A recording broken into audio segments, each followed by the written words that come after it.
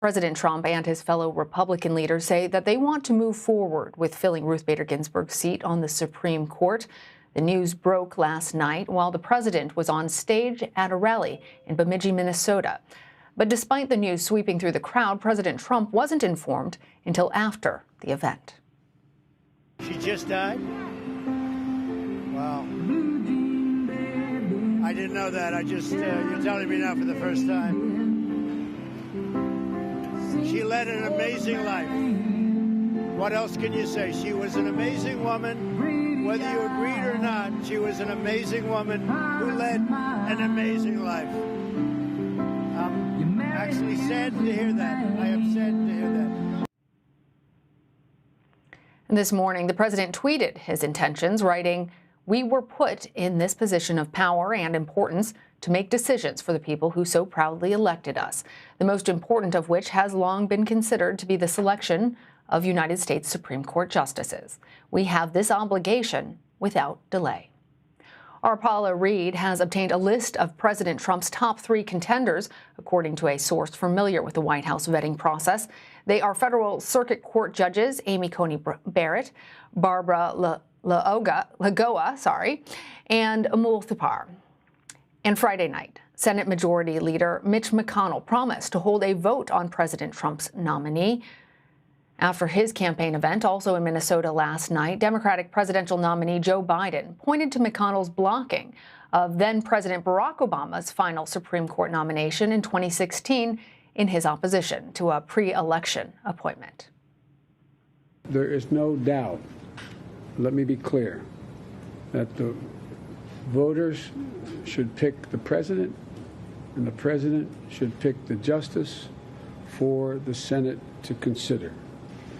This was the position of the Republican Senate took in 2016 when there were almost 10 months to go before the election. That's the position the United States Senate must take today, and the election is only 46 days off. CBSN political contributor and Washington Post national politics reporter Sean Sullivan joins me now. Hey there, Sean. Good to have you. Good to be with you. So what do we know about how quickly the president wants to move forward with his nomination? Well, initial appearances are as quickly as possible. It's clear that both at the White House and on Capitol Hill, when you look at Senate Republican leadership, you look at Republican leader Mitch McConnell, they want to go ahead with this nomination at a quick pace. Now, the question is whether the Republicans are going to try to do this before the election or after the election in a lame duck session of Congress after November 3rd. Mitch McConnell, in his statement last night, said unequivocally that the Senate is going to vote on President Trump's nominee, whoever that person may be. But he did not specify exactly when that's going to happen. Either way, however, Democrats are already up in arms, and they're saying, look, as we heard from Joe Biden there a couple of minutes ago, their argument is pretty firm and pretty uniform across the board, that voters should pick the next president, as Biden said, and then that person should nominate the next Supreme Court justice. You're already hearing a lot from Democrats, calling Mitch McConnell, calling the Republicans hypocrites because of the way that they handled Barack Obama's nomination of Merrick Garland back in 2016. So we're seeing a pretty intense political battle right now between the Republicans and the Democrats, and this comes right on the eve of the final stage of this campaign between President Trump and Joe Biden. Yeah, Sean, I mean, we are now in September before the election. Back when Merrick Garland was appointed, it was 2016 in March. And at that point, Majority Leader Mitch McConnell was unequivocal about the need to block the nomination. He has been very clear, though, now that President Trump's appointee will, in fact, receive a vote on the floor. And President Trump, back in 2016 himself, told CNN that he thought that the next president should make the pick, that they should wait until the election was finished.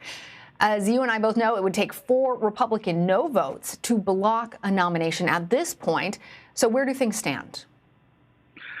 Well, right now, given those margins, it looks like Republicans probably, depending on how things shake out in the final weeks of the campaign, depending on what happens in November 3rd, might in all likelihood have the votes to do this because of that advantage in the Senate. It's not a huge advantage, as you point out, 53-47. But, you would need, as long as President Trump is in office, you would need 4 Republicans to defect. And so that's why the election is crucial in this case. If you do it before the election, does that mean you lose some Republicans who are vulnerable, who are running in swing states, who might not want to vote on a Supreme Court nomination? Does it make it easier if you do it afterwards? But there are other variables if you do it after the election, because there's a Senate race in Arizona right now where the Democrat is winning in that election. And the winner of that race could be seated even before January. So that senator could be seated during the lame duck session, in which case Republicans would then only have a smaller advantage. So there's a lot of moving pieces and parts right now, but Republicans are leaning on that advantage in the Senate in hopes of moving this forward. And for Democrats, they don't have a lot of leverage in this case. They don't have a lot of Republicans they can turn to in the Senate to try to block this. You have Republicans like Susan Collins, Senator Collins of Maine, who's up for re-election. You have Senator Lisa Murkowski. Another name people have said is worth watching is Senator Mitt Romney, who has been willing to go against President Trump. We have seen over the past couple of years. But the question for Democrats is, are there 4 there that will cross over with them? So the Republicans have the power and they have the numbers right now. Democrats are trying to use political leverage. They're trying to point this out as a campaign issue and say, hey, voters need to hold Republicans to account. They're being hypocritical here, and we need to use this to apply pressure on them. And so we'll see how that shakes out in the next 46, 47 days here. And Sean, as our viewers just saw, our control room put up a poll from recently that showed that Democrats find it much more important. And in fact, a Marquette Law School national poll from this past week shows that Democrats are more likely than Republicans to see the next Supreme Court appointment as very important in making the decision of their vote. So what impact does this news have on not only the greater presidential race, but all of those down ballot races? Yeah, it has the potential to have a really, really big impact. Right now in the presidential race, what we've seen over the past few weeks is a debate over a couple of central issues. And the main issue that has been at the forefront of the presidential campaign debate is the coronavirus pandemic. It's President Trump's handling of it versus what the Democrats are saying and how they're saying that they would handle it. Their criticism of Trump, Trump's defense of his handling that, day in and day out has been the dominant topic of conversation in the presidential race, and not just at the top of the ticket, but down the ballot too. This is an issue that a lot of voters are tuning into. Now, all of a sudden, with this Supreme Court seat in the mix, you have something that was not talked about every day. And so how does Joe Biden respond? How does the White House respond? How does Trump respond? And then how do some of these vulnerable Republican senators down the ballot respond? People like Senator Thom Tillis in North Carolina, Senator Susan Collins, we talked about a moment ago in Maine. The Supreme Court has been an issue in her race. People like Senators Cory Gardner in Colorado, Senator Martha McSally in Arizona. You have a lot of swing state, purple state Senate races right now. And these senators, these Republican senators largely, who are on the ballot are going to be at the center of this issue because the Senate is responsible for confirming Supreme Court justices. So this has the potential to sort of upend the campaign moving forward and add a whole new dimension to these races and introduce something that has not really been, a dominant topic of conversation in any of these campaigns right now, for the most part. And Sean, on that note, I want to circle back to something that you had said earlier, that for Democrats, what had advantaged Joe Biden had been the poor approval ratings of President Trump's handling of the coronavirus.